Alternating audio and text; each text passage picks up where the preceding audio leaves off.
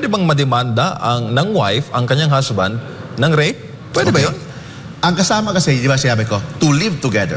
That is one of the obligation of the husband and the wife, to live together. Kasama sa to live together yung cohabitation.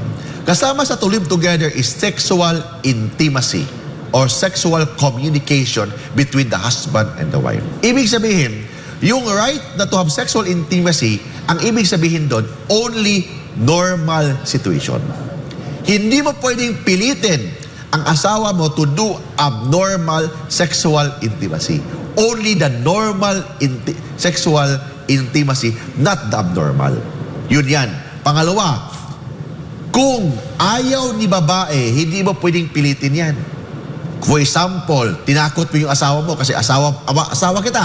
Oh. Tinakot mo, may mga kutsilyo pa dyan. Pwedeng rape yan. Yun ang tinatawag na marital rape.